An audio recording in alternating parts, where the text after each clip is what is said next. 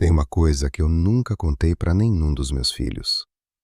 Nem para minha esposa, que me conheceu depois e achou que eu era só um homem quieto com o hábito de acordar de madrugada. Tem uma coisa que ficou guardada por décadas dentro de um caderno de capa preta que eu guardo no fundo de uma gaveta que ninguém abre. E eu vou contar agora porque tenho 74 anos, o coração não anda bem e existe uma parte de mim que não aguenta mais carregar isso sozinho. Não foi um acidente. Não foi uma alucinação. Foi algo que eu vi, ouvi e senti durante 27 dias numa área de extração mineral no meio do Cerrado, a 60 quilômetros do município mais próximo, sem sinal de celular, sem estrada asfaltada, sem nenhuma possibilidade de ir embora antes do contrato terminar. E digo isso agora com a calma de quem já aceitou que ninguém vai acreditar, mas que precisa falar assim mesmo. Eu tenho 74 anos e ainda acordo às 2 da manhã. Ainda fico deitado na escuridão do meu quarto, escutando o vento bater na janela e pensando, com o coração acelerado, se o que está do lado de fora é só o vento. Sempre é só o vento, mas o corpo não esqueceu. O corpo nunca esqueceu. Deixa eu te contar como tudo começa. Não pelo primeiro dia no acampamento, não pela primeira vez que vi as marcas no barro, não pelo primeiro som que me fez fechar os olhos e fingir que estava dormindo. Deixa eu começar pelo momento em que percebi que estava metido em algo que não tinha nome. Porque é esse o momento que importa. Tudo que veio antes era só o caminho até aquele ponto. Era quase meia-noite.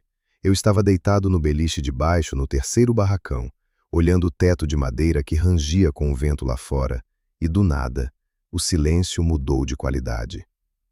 Não sei explicar melhor do que isso. Você conhece o silêncio do interior, né? Aquele cheio de grilo, de vento, de bicho passando longe. Então, de repente, aquele silêncio foi embora, e no lugar dele veio um outro, diferente, pesado. O tipo de silêncio que você sente no peito antes de entender com a cabeça. O tipo de silêncio que anuncia que tem algo acordado lá fora que não deveria estar. Eu não me mexi. Não abri os olhos mais do que estava. E foi aí que veio o som. Não era urro, não era uivo, era uma sílaba, uma só, comprida, projetada com intenção, como alguém que levanta a voz não por raiva, mas para ter certeza de que está sendo ouvido. Tinha estrutura, tinha peso. Era diferente de tudo que eu tinha ouvido em 32 anos de vida até aquele ponto. E quando parou, o silêncio voltou ainda mais fundo do que antes. Eu fiquei olhando para o teto por mais 2 horas sem piscar. Com o caderno preto embaixo do travesseiro, como eu fazia todas as noites desde a segunda semana, porque já sabia que ia precisar escrever as coisas antes que a cabeça tentasse convencer que não tinham acontecido. Mas para você entender o peso daquela noite, precisa entender como eu cheguei até ali. E isso começa num escritório de empregos, meses antes, numa fila com outras 40 pessoas, todos com a mesma cara de quem está tentando não demonstrar o quanto precisa de uma saída. Amigos, se essa história está te prendendo, se inscreve no canal e deixa o like. Isso ajuda demais e garante que você não perca nenhuma parte do que ainda está por vir. Fazia meses que eu estava sem trabalho fixo.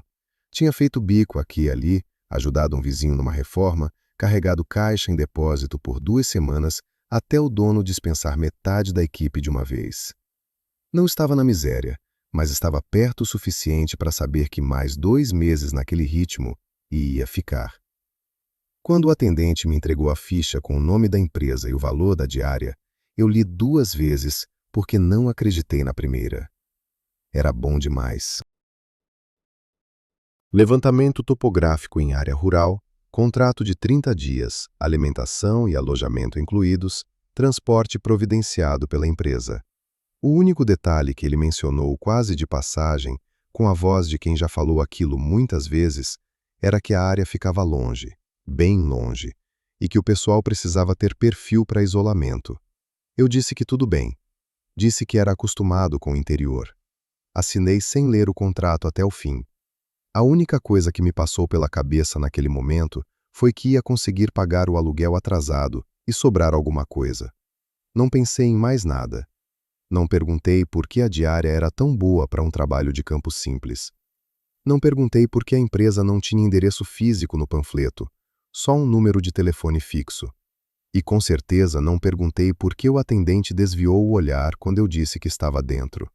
Pequenos detalhes que a gente ignora quando precisa muito de uma resposta positiva. Pequenos detalhes que eu passei anos tentando não pensar depois. O caminhão me buscou antes do sol nascer. Tinha mais 6 homens já na caçamba quando embarquei, nenhum deles falando muito. Estrada asfaltada por umas 2 horas, depois terra batida por mais 1h30, mata fechando dos 2 lados, o mundo urbano sumindo aos poucos como se estivesse sendo engolido. Quando o acampamento apareceu numa clareira no meio do cerrado denso, eu olhei para ele e pensei que parecia pequeno demais para durar um mês. Não sabia ainda que ia parecer cada vez menor conforme os dias passassem. Não sabia que ia chegar um ponto em que aqueles 4 barracões de madeira iam ser a única coisa entre nós e algo que eu não consigo nomear até hoje. Valério tinha uma cicatriz no queixo que ele nunca explicou para ninguém. E na primeira vez que ele olhou para mim com aqueles olhos fundos e disse as 3 regras do acampamento, eu entendi que esse era um homem que tinha aprendido as coisas do jeito difícil. Ninguém sai depois que escurece. Ninguém anda sozinho na mata.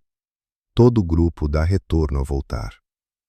Ele falou aquilo no primeiro dia, com todos os 21 homens reunidos na frente do refeitório, a voz calma, sem drama, do jeito de quem recita uma lista que já recitou muitas vezes. E naquele momento eu pensei que eram só regras de segurança corporativa, o tipo de protocolo que existe para proteger a empresa de processo caso alguém torcesse o tornozelo num buraco. Pensei nisso e não pensei mais. Porque nos primeiros dias, o acampamento era só trabalho, cansaço e o cheiro forte de terra vermelha seca que grudava na garganta desde o amanhecer. A rotina era simples. Acordava às 6 da manhã com o barulho do gerador ligando, café quente e pão com manteiga no refeitório, equipes organizadas por Rodrigo ou por Valério, dependendo do setor do dia, e saída para campo antes das 7h30. O trabalho de levantamento topográfico não tem nada de glamouroso. É muito sol, muito silêncio, muito anotar número em caderno de campo com a mão suada. A gente abria picada quando precisava, usava equipamento pesado de medição que esquentava na lona durante o transporte e voltava para o acampamento no fim da tarde com os pés cheios de terra e a cabeça vazia de tanto calor. Eram dias longos e mecânicos, e eu me lembro de pensar na primeira semana que o maior problema ali ia ser o tédio. Gustavo era o homem que eu mais gostava de ter na equipe. Tinha uns 60 anos, falava pouco, mas quando falava, era sempre alguma coisa que valia a pena escutar. Tinha passado a vida inteira no interior, sabia ler o cerrado como outras pessoas leem rua de cidade, sabia pelo cheiro do ar se ia chover, sabia pelo comportamento dos pássaros se tinha animal grande por perto. Era ele que me explicava as coisas que eu não entendia sobre aquele tipo de mata. A vegetação retorcida, as árvores baixas e duras, o solo que parecia seco em cima e úmido embaixo. Gustavo me adotou de certa forma durante aquela primeira semana, do jeito quieto e sem cerimônia que homens velhos do interior têm de fazer isso. E foi Gustavo quem me disse, numa tarde enquanto a gente esperava o resto da equipe terminar uma medição, que a empresa anterior tinha encerrado o contrato sem terminar o trabalho. Perguntei por quê. Ele encolheu o ombro e disse que não sabia ao certo, mas que tinham saído rápido, sem muita explicação oficial, e que Valério estava lá naquele contrato também. Perguntei se Valério tinha falado alguma coisa sobre o motivo. Gustavo olhou para a mata por um segundo antes de responder. Disse que Valério não falava sobre aquilo, que ele tinha perguntado uma vez e Valério tinha mudado de assunto com uma naturalidade que parecia ensaiada. Fiquei com isso na cabeça durante o jantar.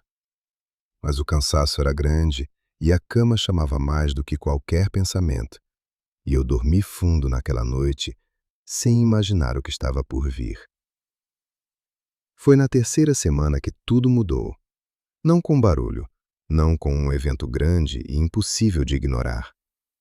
Mudou de um jeito sorrateiro, como muda a temperatura antes de uma tempestade, aquela sensação que você sente na pele antes de entender com a cabeça o que está acontecendo.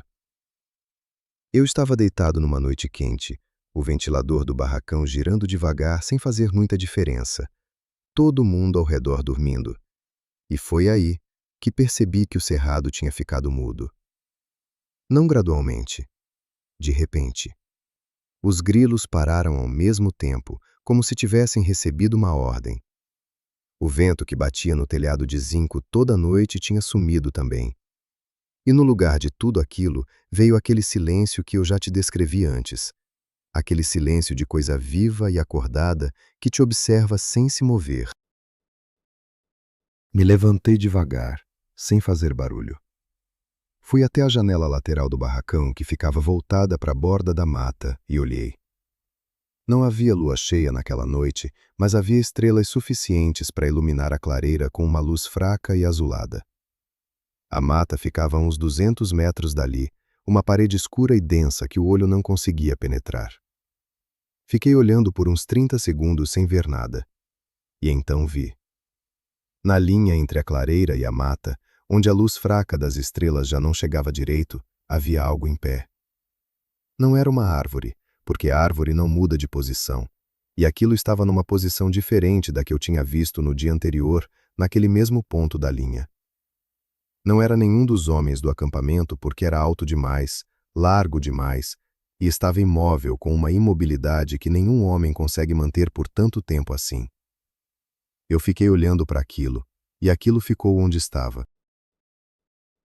E a sensação que me tomou não foi exatamente medo.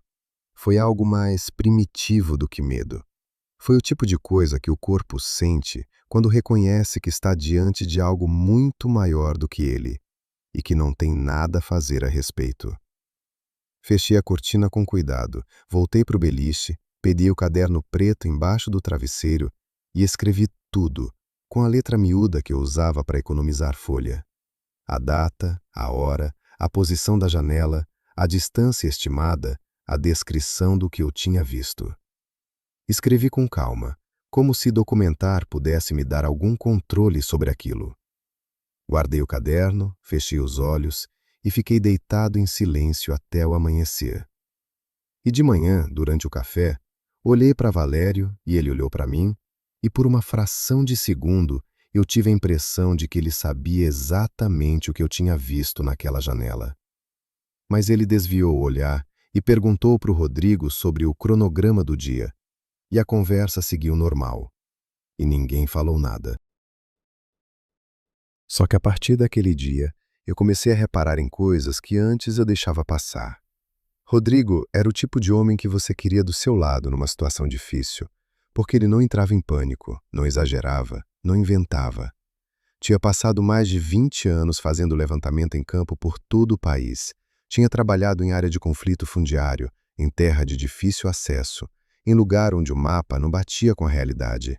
Era o tipo de profissional que documenta antes de concluir, que mede antes de afirmar. Por isso, quando ele voltou mais cedo com a equipe naquele dia e foi direto falar com Valério sem passar pelo refeitório, eu larguei o que estava fazendo e fui devagar na direção dos dois.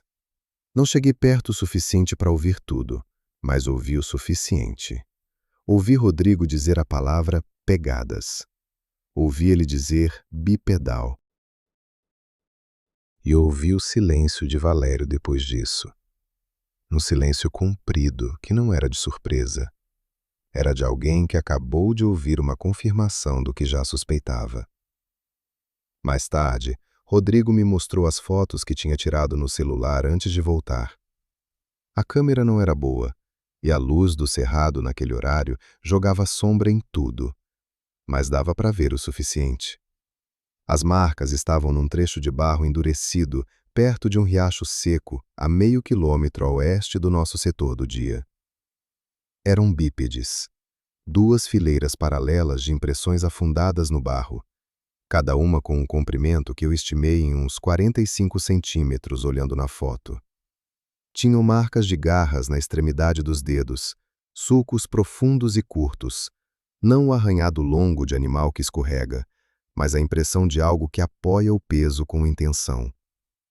E a passada entre elas, a distância de uma marca para a seguinte da mesma sequência, Rodrigo tinha medido com a trena. 1,20 m. Eu olhei para aquele número na tela do celular e alguma coisa no meu estômago apertou de um jeito que levou um tempo para eu entender o porquê. Rodrigo disse que tinha calculado a altura do ser considerando a proporção usual entre passada e estatura, 2,80 m no mínimo, e que aquilo estava andando, não correndo, andando com 1,20 m de passada. Valéria olhou as fotos, ficou um tempo em silêncio e disse que provavelmente era algum animal grande alterado pelo calor. Rodrigo guardou o celular sem responder. E esse silêncio dele disse mais do que qualquer argumento. Naquela noite eu fiz o que sempre fazia quando precisava processar alguma coisa difícil. Peguei o caderno preto, fui lá no fundo e escrevi os números. 1,20 m de passada em ritmo de caminhada. Qualquer ser humano adulto, numa caminhada normal, tem passada de uns 70, 80 centímetros. 1,20 m é o que a gente atinge quando está correndo, e olha assim mesmo. O que deixou aquelas marcas estava caminhando com a passada de um homem em velocidade de corrida. Escrevi isso no caderno e sublinhei 2 vezes. Não porque precisasse lembrar, porque enquanto eu escrevia, eu me convencia de que ainda estava no campo da lógica, da medição, da análise. Que aquilo ainda tinha uma explicação que eu podia calcular e entender. Era isso que o caderno fazia por mim naquele acampamento. Me dava a ilusão de que documentar era o mesmo que controlar. E eu precisava muito daquela ilusão naquela noite. O sono não veio fácil. Fiquei na cama ouvindo o barracão ranger com o vento e pensando em proporções, em alturas, em pesos estimados. Tentei comparar com animais que eu conhecia, com qualquer coisa que fizesse sentido dentro do que eu sabia sobre o cerrado e sobre o mundo. Não cheguei a nenhuma conclusão satisfatória. Cheguei só no cansaço, que eventualmente venceu o pensamento e me jogou num sono raso e cheio de imagens que eu não lembrei direito de manhã, mas que me deixaram com aquela sensação ruim que fica no peito quando você acorda de algo que seu cérebro preferiu não registrar. No café da manhã, Rodrigo estava sentado sozinho num canto, olhando para o copo de café com uma expressão que eu tinha aprendido a reconhecer nele. Era a expressão de quem terminou de calcular alguma coisa e não gostou do resultado. Sentei do lado dele e perguntei em voz baixa se ele tinha dormido. Ele disse que sim, mas o rosto dele disse outra coisa. Então ele me olhou e disse uma coisa que ficou comigo por décadas. Disse, com a voz tranquila de quem está relatando um dado técnico, que o riacho onde encontraram as pegadas estava completamente seco há semanas, segundo os registros meteorológicos que ele tinha baixado antes de vir para o acampamento. Disse que barro seco rachado não retém impressão, deforma e esfarela. E que aquele barro estava úmido o suficiente para segurar a marca como se tivesse chovido ali recentemente. Só que não tinha chovido em nenhum lugar da região nos últimos 20 dias. Fiquei olhando para ele tentando entender o que ele estava dizendo. E então entendi. Alguém, ou algo, tinha trazido água até aquele ponto. Tinha umedecido o barro antes de passar por ali. Como se soubesse que estava deixando marca. Como se não se importasse. Gustavo chegou na cozinha naquela manhã com as mãos vazias e um olhar que eu nunca tinha visto nele antes. E foi isso que me assustou antes mesmo de ele abrir a boca. Porque Gustavo era o tipo de homem que olha para as coisas com calma, que processa antes de reagir, que guarda o espanto para quando vale a pena gastar. Ele colocou as mãos na mesa, sentou devagar do meu lado, esperou o Rodrigo sair e então me contou em voz baixa o que tinha encontrado nas armadilhas. Ele tinha colocado 8 armadilhas de pequeno porte ao longo da borda da mata nos últimos dias, mais por hábito de vida inteira do que por qualquer necessidade real no acampamento. Naquela manhã, fui verificar todas elas. As 8 tinham sido esvaziadas. Não disparadas, não destruídas, esvaziadas com cuidado, como se algo tivesse destravado o mecanismo, retirado o que havia dentro e reposicionado a armadilha sem ativá-la. Eu fiquei olhando para ele, tentando encontrar uma explicação que fizesse sentido. Perguntei se algum dos homens do acampamento poderia ter feito isso por brincadeira. Gustavo me olhou com uma paciência cansada e disse que o mecanismo daquele tipo de armadilha não é intuitivo, que tem um jeito específico de travar e destravar que a maioria das pessoas não conhece sem ter aprendido, e que mesmo quem sabe fazer isso leva tempo. 8 armadilhas, na escuridão, em silêncio, sem ninguém notar. Ele ficou um tempo olhando para o copo na mão e disse, com a voz de quem está relatando um fato técnico e não uma impressão, que em 60 anos caçando, ele nunca tinha visto nenhum animal fazer aquilo. Que animal dispara armadilha, destrói armadilha, foge de armadilha, mas não destrava a armadilha.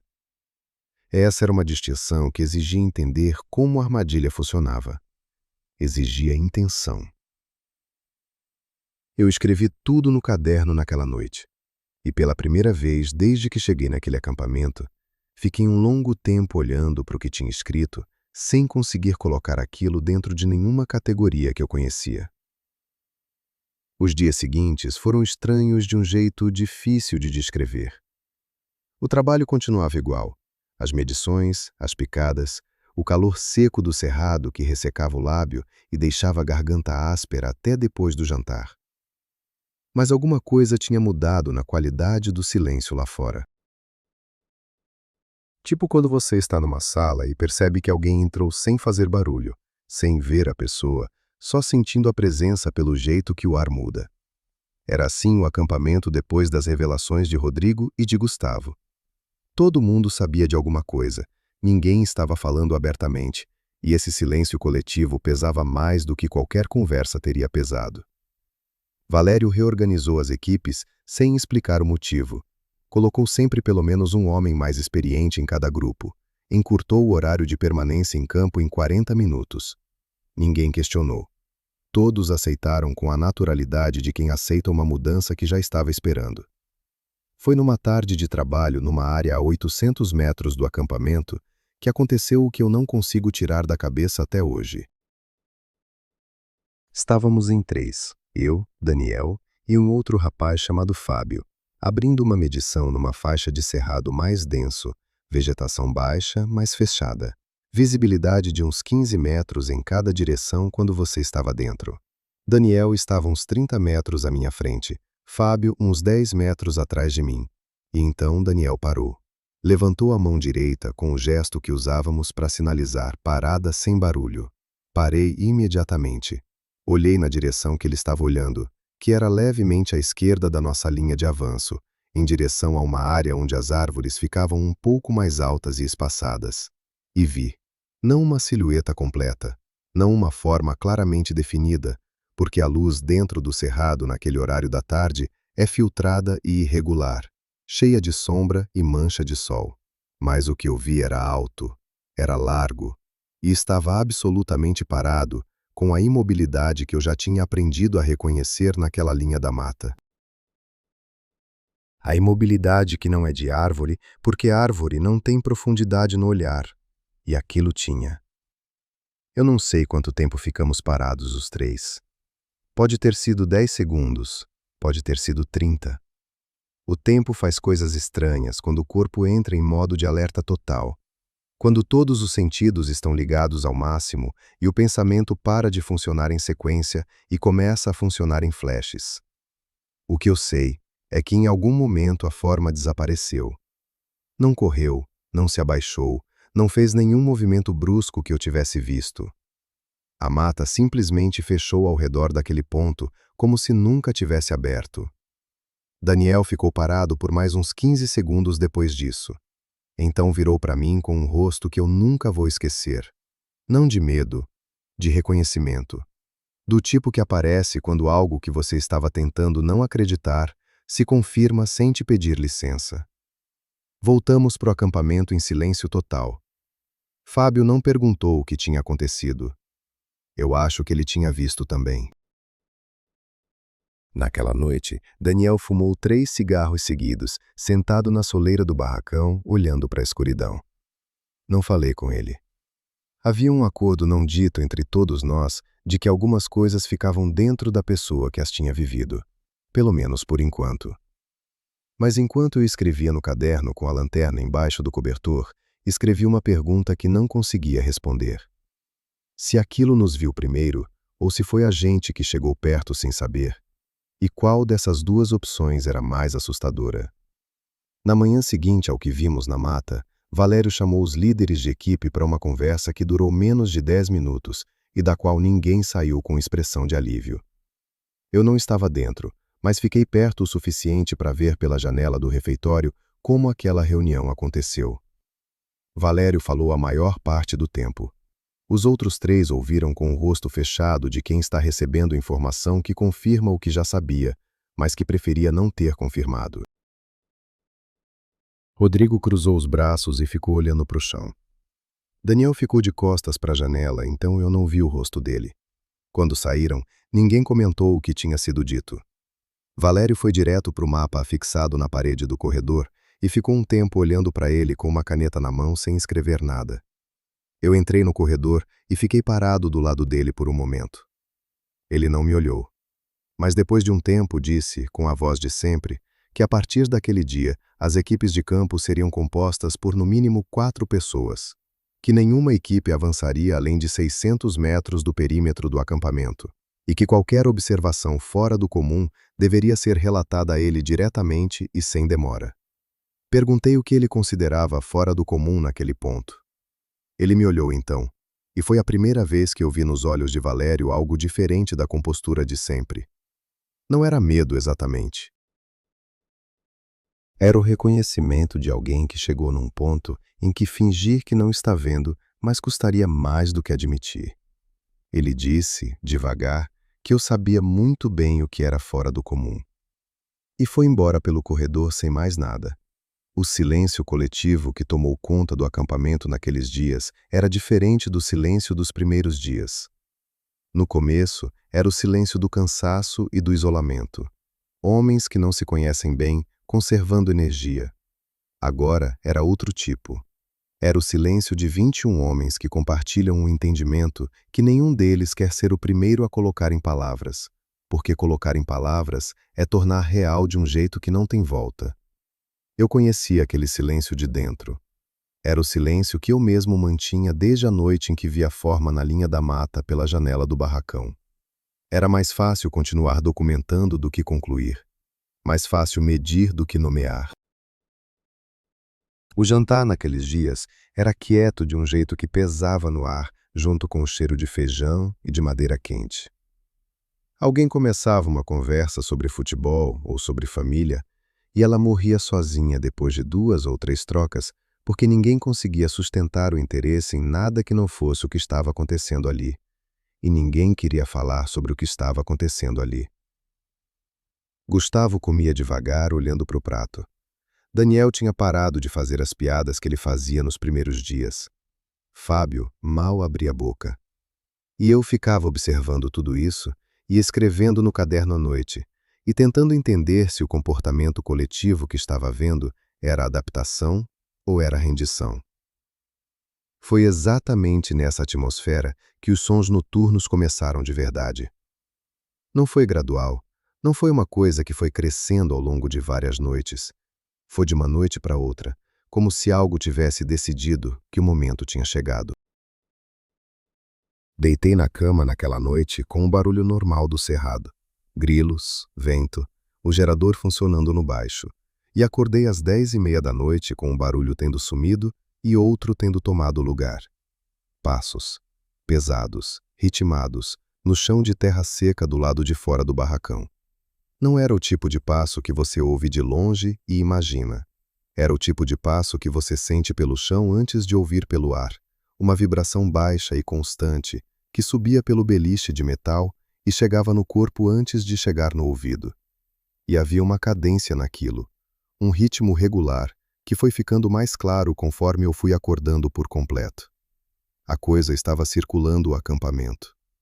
Não passando por ele, não chegando e indo embora. Circulando. Em volta do perímetro inteiro, num movimento contínuo e metódico que levava aproximadamente 20 minutos para completar uma volta e então começava de novo. Fiquei deitado de olhos abertos no escuro contando. Primeira volta. Segunda volta. Terceira. O barracão não tinha muita luz lá dentro à noite. Só o fio de claridade que entrava pela fresta da janela do lado da clareira. Esse fio de luz sumia por 1 ou 2 segundos a cada vez que a coisa passava entre o barracão e a fonte de luz lá fora. Eu ficava esperando aquele eclipse pequeno para confirmar que não estava imaginando o ritmo. E ele vinha, regular, preciso, como um relógio. No beliche de cima, eu ouvia a respiração de Fábio mudar depois da primeira meia hora, ficar mais rasa e mais controlada, do jeito que fica quando uma pessoa está acordada e fingindo que não está. Não disse nada. Ele não disse nada. Ficamos os dois em silêncio absoluto, ouvindo aquele perímetro ser traçado ao redor de nós por algo que a gente não conseguia ver e não queria ver. E a coisa mais perturbadora de tudo não era o tamanho dos passos, nem o peso que eles sugeriam. Era a regularidade. Era a precisão com que aquele círculo era completado, volta após volta, como se estivesse medindo. Como se estivesse calculando algo que a gente ainda não tinha entendido. Felipe sumiu por 2 horas, numa noite em que todo mundo estava dentro dos barracões. E quando voltou, ninguém conseguiu arrancar dele uma palavra sobre onde tinha estado. Não foi uma saída planejada. Não foi uma briga que fez ele querer ar. Não foi nada que alguém tivesse visto ou ouvido. Um momento ele estava deitado no beliche. No outro, a cama estava vazia. E a porta do barracão estava levemente aberta, com o vento batendo devagar. Percebemos a ausência quando Fábio acordou para beber água e acendeu a lanterna pequena que ficava pendurada no prego da parede. A cama de Felipe estava arrumada. Não desfeita de quem saiu com pressa, arrumada, como se ele tivesse levantado com calma e dobrado o cobertor antes de ir. Isso era o que não fechava. Ninguém que sai no meio da noite por vontade própria dobra o cobertor antes de ir. Acordei com o barulho de Fábio chamando o nome de Felipe em voz baixa pelo barracão. Levantei, olhei para o beliche vazio e senti o estômago virar. Fui acordar Valério. Ele ouviu tudo sem mudar a expressão, pegou a lanterna grande que ficava no gancho perto da porta do refeitório e disse para eu ficar dentro. Saiu sozinho. Eu fiquei parado na soleira do barracão, olhando a luz da lanterna dele se mover pelo acampamento, varrendo a clareira, chegando na borda da mata e parando ali por um longo tempo. Depois voltando. Ele ficou uns 40 minutos lá fora. Quando voltou, não disse nada sobre o que tinha visto ou deixado de ver. Apenas disse que ia colocar alguém de vigia noturno a partir daquela noite. E foi dormir. Felipe apareceu 2 horas depois. Entrou pelo barracão com a roupa encharcada de orvalho da cabeça ao pé, como se tivesse ficado parado na relva úmida por horas sem se mover. Os cabelos grudados na testa, os pés cobertos de terra até o tornozelo. Sentou na beira do beliche e ficou olhando para o chão com uma expressão que eu não sabia nomear direito. Não era medo do tipo que paralisa. Era mais fundo do que isso. Era a expressão de quem viu alguma coisa que reorganizou tudo o que ele achava que sabia sobre o mundo e ainda não tinha terminado de processar. Perguntei com cuidado onde ele tinha estado. Ele ficou um tempo sem responder, tanto tempo que eu já achei que não ia responder. Então disse, devagar e sem me olhar, que não sabia. Disse assim, com a simplicidade de quem está relatando um fato e não inventando uma desculpa. Disse que lembrava de ter levantado, de ter saído, e depois não lembrava mais nada, até estar parado na clareira, olhando para os barracões de longe, sem entender direito como tinha chegado até ali. Perguntei se tinha sido sonambulismo. Ele olhou para mim então e foi a segunda vez naquela noite que eu vi um olhar que não conseguia categorizar. Disse que não era sonambulismo. Disse com uma certeza tranquila e perturbadora que ele tinha estado acordado o tempo todo, que sabia que estava do lado de fora,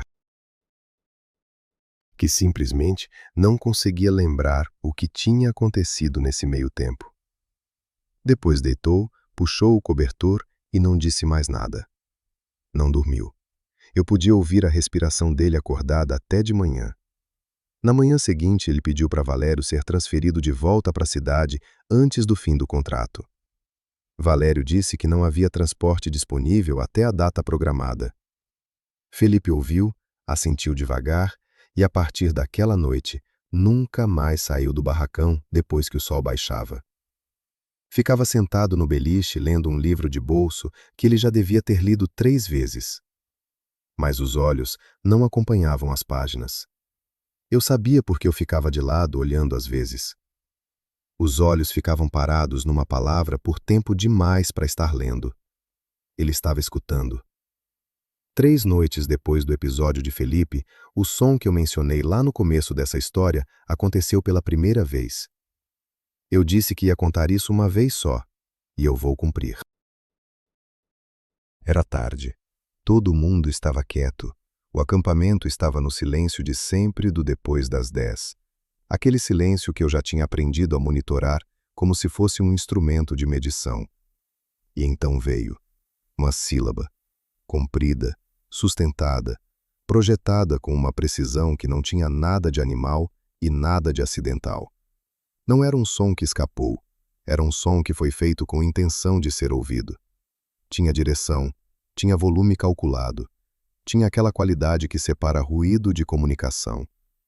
E durou tempo suficiente para você ter certeza absoluta do que estava ouvindo antes de terminar. Depois do som, silêncio completo. Não o silêncio de antes que tinha textura e camadas. Silêncio liso, denso, como se o cerrado inteiro tivesse prendido a respiração junto com os 21 homens dentro daqueles barracões. Fiquei deitado sem me mexer por um tempo que não sei medir. O coração batia num ritmo que eu sentia no ouvido, no pescoço, nas pontas dos dedos. Não acendi a lanterna. Não abri a janela. Não fiz nenhum gesto que pudesse ser interpretado como resposta. Porque havia uma parte de mim que entendia, de um jeito primitivo e direto que dispensava raciocínio, que responder aquilo seria atravessar um limite que eu não saberia como voltar atrás. De manhã fui a Gustavo. Sem explicar o contexto, só perguntei se ele tinha ouvido alguma coisa diferente durante a noite. Ele me olhou por um momento com aqueles olhos fundos de homem que passou a vida no interior. E disse que sim. Perguntei o que achava que era. E ele disse uma coisa que ficou comigo por décadas. Disse que parecia que aquilo sabia que a gente estava escutando. E que tinha falado assim mesmo. Sabendo. No dia seguinte ao som, Valério me chamou para ajudar no inventário do galpão de equipamentos. E o que encontramos lá dentro mudou tudo.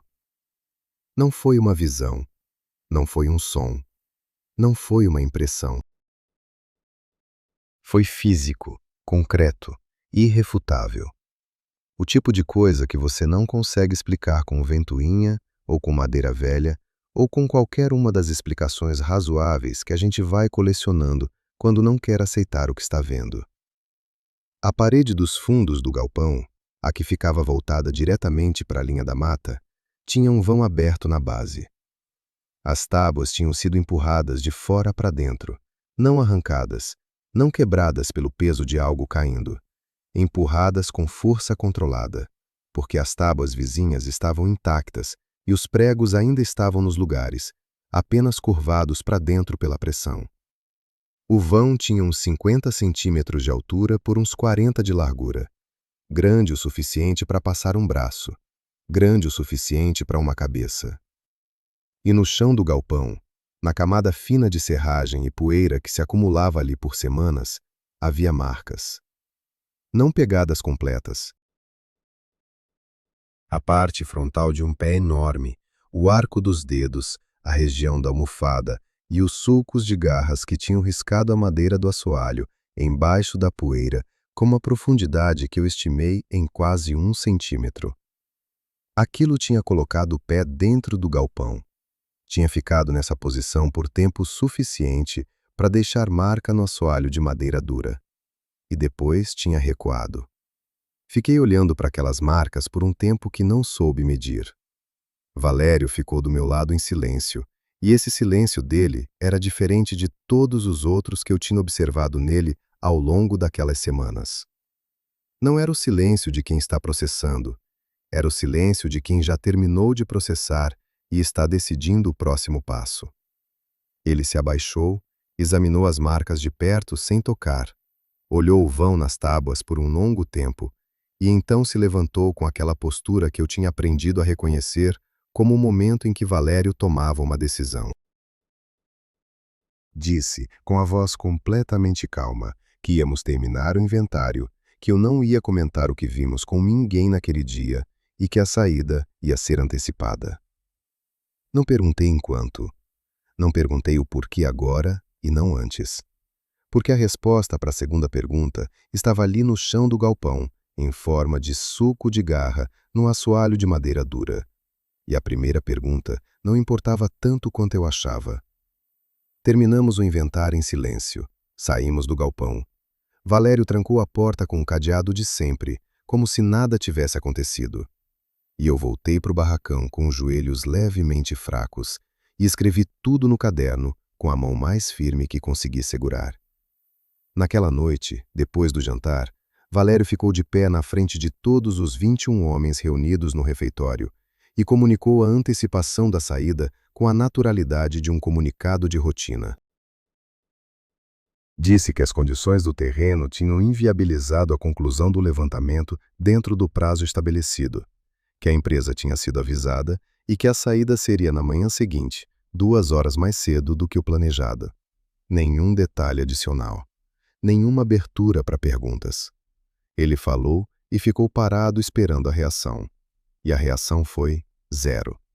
Nenhum reclamo, nenhuma surpresa, nenhuma pergunta sobre o pagamento ou sobre as causas. 21 homens ouviram que iam embora no dia seguinte e reagiram com um silêncio de puro alívio. O tipo de alívio que você sente quando alguém finalmente diz em voz alta o que você já sabia que precisava acontecer. Rodrigo assentiu devagar com a cabeça. Gustavo olhou para o prato. Daniel fechou os olhos por um segundo e os abriu de novo. Felipe, que estava sentado no canto mais distante da mesa, ficou completamente imóvel por um momento e então, pela primeira vez em dias, relaxou os ombros. Eu me perguntei quantos deles tinham descoberto algo que eu não sabia. Quantas histórias individuais estavam sendo carregadas em silêncio dentro daquele refeitório naquele momento. Valério disse que queríamos estar prontos às 5 da manhã. Malas pessoais apenas, equipamentos e suprimentos ficariam. Então saiu. E o refeitório ficou em silêncio por mais uns 30 segundos antes de alguém se mexer. Foi Gustavo que se levantou primeiro, pegou o prato sujo, levou até a pia, lavou devagar e pendurou no gancho de sempre. Como se fosse uma noite qualquer. Como se a normalidade do gesto pudesse segurar alguma coisa no lugar por mais algumas horas. Eu fui para o barracão, arrumei a mala em 10 minutos porque não tinha muito, coloquei o caderno preto no fundo dela embaixo das roupas e deitei de costas olhando para o teto. Aquela seria a última noite. E eu sabia, com uma certeza que não precisava de argumento, que aquela última noite não ia ser como as outras. Os sons começaram antes do sol se pôr naquela última noite, e foi isso que fez todo mundo entender que aquela noite seria diferente de todas as outras. Nas noites anteriores a coisa esperava. Esperava o escuro fechar, esperava o acampamento quietar, esperava o momento em que os homens estivessem deitados e a única proteção era a madeira fina das paredes. Mas naquela noite, não. Eram quase 5 da tarde. O sol ainda estava baixo, mas visível no horizonte do cerrado, e os passos começaram. Pesados, ritmados, do lado de fora do refeitório onde a maioria de nós ainda estava na mesa terminando o jantar. O garfo de Rodrigo parou no ar. Gustavo colocou o copo devagar, sem fazer barulho. Ninguém disse nada. Ninguém precisou dizer.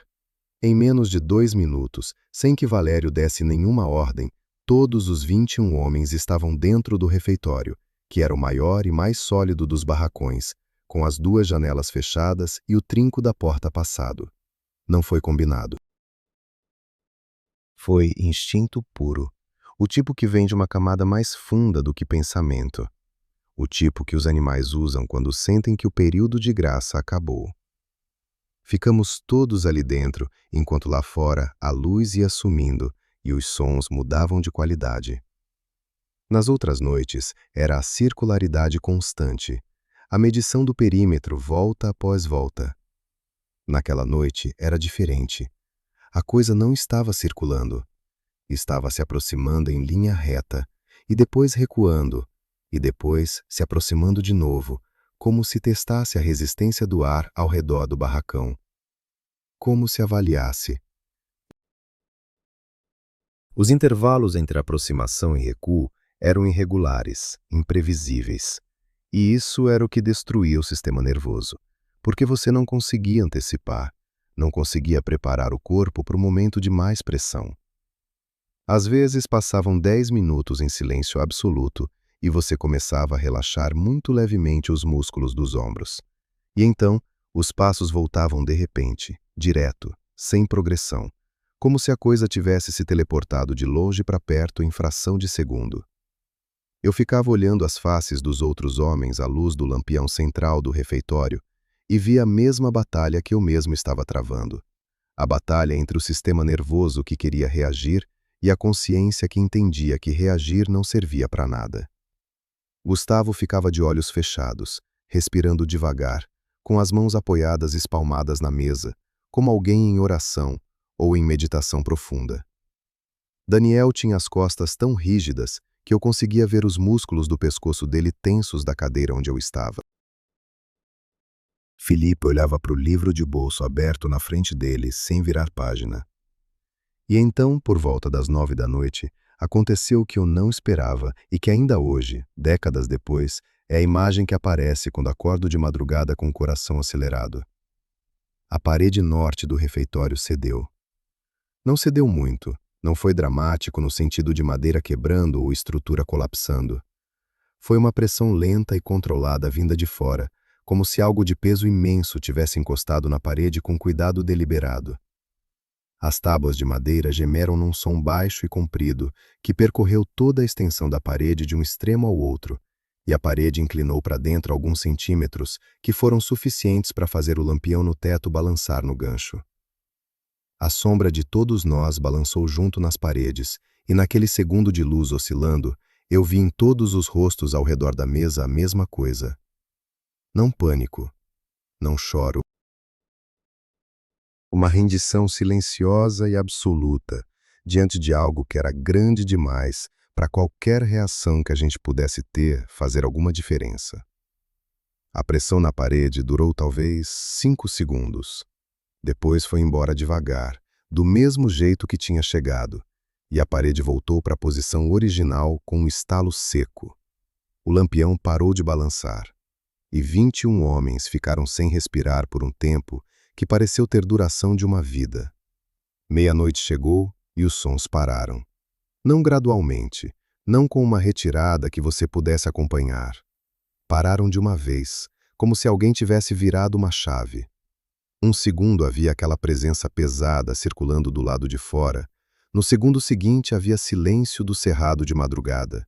Grilos voltando timidamente, vento rasteiro passando baixo na vegetação. Gustavo foi o primeiro a levantar a cabeça. Ficou quieto por uns 30 segundos escutando, com aquela capacidade de leitura de ambiente que 70 anos de interior te dão.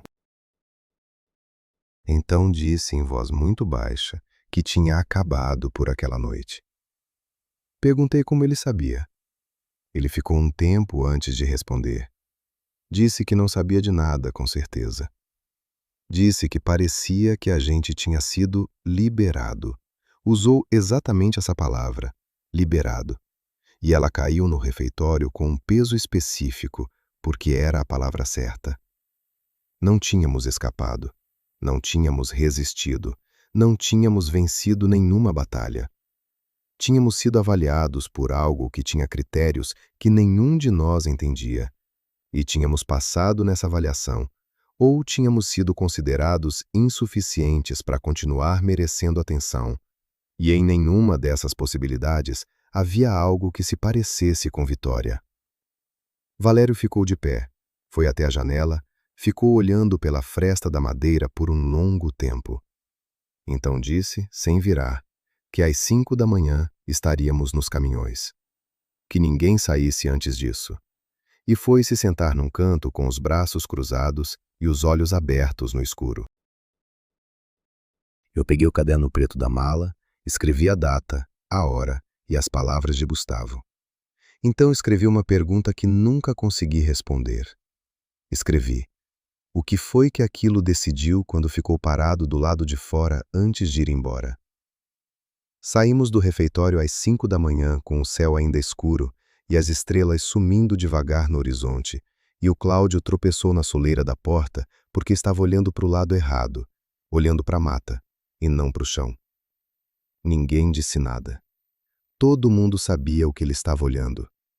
Os 2 caminhões estavam estacionados no centro da clareira onde Valério tinha mandado deixar na noite anterior, de frente para a saída, prontos. Carregamos as malas em silêncio, cada um jogando a sua na caçamba sem cerimônia, sem aquela organização que a gente tinha na chegada, quando ainda achávamos que éramos trabalhadores normais num projeto normal. Valério ficou de pé entre os 2 caminhões enquanto os homens embarcavam, contando em voz baixa, um por um. Quando o número fechou em 21, ele assentiu, subiu na cabine do primeiro caminhão e o motor pegou com um barulho que pareceu alto demais naquele silêncio de madrugada. Eu subi na caçamba do segundo caminhão e sentei de costas para a cabine, olhando para a clareira que ia ficando para trás conforme a gente avançava pela estrada de terra.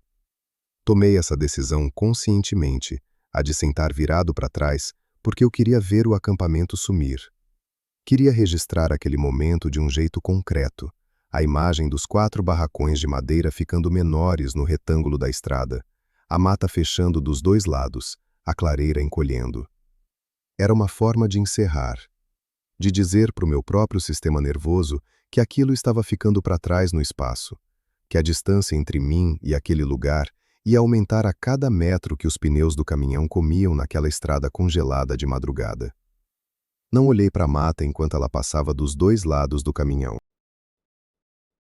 Alguns homens olhavam, eu via de canto, de olho, sem virar a cabeça.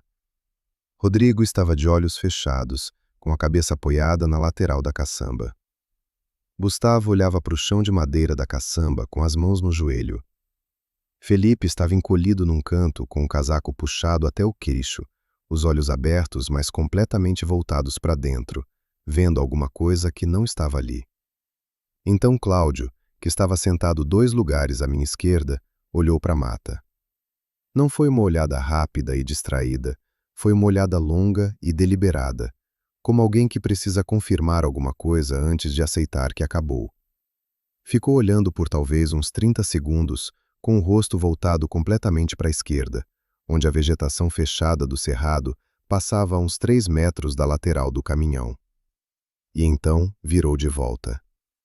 O rosto dele estava diferente, não pálido, não em choque, mas com aquela expressão de alguém que acabou de ter uma dúvida confirmada de um jeito que ele preferia que não tivesse sido.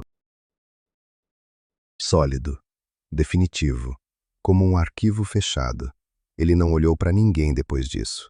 Ficou de frente, os braços cruzados, o queixo levemente baixo, pelo resto da viagem inteira. Nunca perguntei o que ele viu. Em 40 anos de vida desde aquela manhã, nunca procurei o Cláudio para fazer essa pergunta, porque existe uma linha entre saber e não saber que, uma vez atravessada, não tem como desfazer.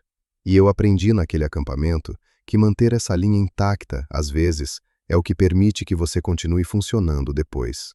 A estrada de terra durou quase 2 horas. Quando o asfalto apareceu embaixo das rodas, o som do motor mudou, E eu senti isso no corpo antes de ver com os olhos. Cidade, distância, mundo normal. Chegamos ao posto de combustível no entroncamento e Valério desceu para abastecer os 2 caminhões. Os homens foram descendo devagar, esticando as pernas, usando o banheiro do posto, comprando água e biscoito no caixa. Era o primeiro contato com qualquer tipo de comércio em quase um mês, e parecia estranho de um jeito difícil de descrever, como quando você fica muito tempo no escuro e a luz normal parece intensa demais. Gustavo ficou do meu lado enquanto eu bebia uma água apoiado no para-choque do caminhão. Ele ficou quieto por um tempo, olhando para o horizonte onde o sol estava subindo agora de verdade, laranja e sólido, sem a ambiguidade da madrugada. Então disse, sem preâmbulo, que aquela terra nunca tinha sido nossa, que a gente foi, fez o que tinha que fazer e saiu no tempo certo, que em toda a vida dele, ele tinha aprendido que o interior te tolera até um ponto, e que quando esse ponto chega, é melhor reconhecer do que testar. Não disse mais nada depois disso. Terminou a água, jogou o copo no lixo e voltou para o caminhão. Essa foi a última conversa que tive com Gustavo. Ele morreu alguns anos depois. Rodrigo, eu perdi o contato dentro de um ano. Felipe, eu nunca mais ouvi falar. Tenho 74 anos. Moro longe daquele cerrado, longe de qualquer mata fechada, e faz décadas que não entro em área de vegetação densa por vontade própria. O relatório oficial da empresa descreveu o encerramento antecipado como um impedimento geológico e logístico. O acampamento foi desativado, depois oficialmente abandonado, depois apagado dos registros da empresa. A concessão mineral nunca foi retomada. Nunca nenhuma outra equipe voltou para aquela área. Pelo menos não nenhuma da qual eu tenha ouvido falar. E se alguém foi, espero que tenha prestado atenção nos sinais mais cedo do que a gente prestou. O caderno preto ainda está na gaveta. Já li ele algumas vezes ao longo dos anos, sempre com a mesma estranheza de quem lê o relato de outra pessoa e ao mesmo tempo reconhece cada palavra como sua. Os números estão lá. As datas, as medidas, as descrições. Frios e precisos como eram quando eu escrevi. E é exatamente essa frieza que me convence, toda vez que eu abro aquele caderno, de que aquilo foi real. Porque memória exagera, distorce, preenche lacunas com o que faz mais sentido, mas número escrito na hora não muda. 1,20 m de passada é 1,20 m de passada. 50 centímetros de comprimento de pegada é 50 centímetros. Aquilo existia. Existia antes de a gente chegar, existia enquanto a gente estava lá, e continuou existindo depois que a gente foi embora.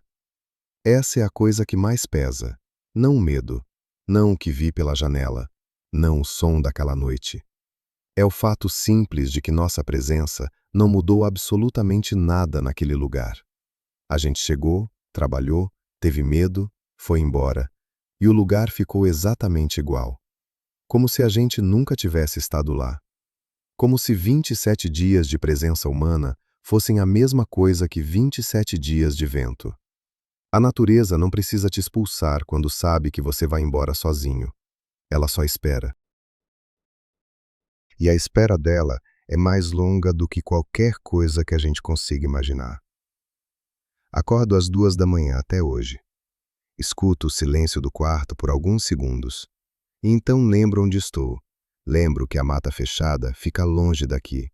E consigo dormir de novo. Quase sempre. E agora eu te pergunto uma coisa. Você que ouviu essa história até o fim. Se você estivesse naquele acampamento, se você tivesse visto o que eu vi, se você tivesse ouvido o que eu ouvi, você teria ficado até o fim do contrato ou teria ido embora na primeira semana, a pé pelos 60 quilômetros de estrada de terra? Responde nos comentários, porque essa resposta diz muito mais sobre a pessoa do que parece. Se essa história te prendeu do começo ao fim, deixa o like e se inscreve no canal. Tem muito mais por vir.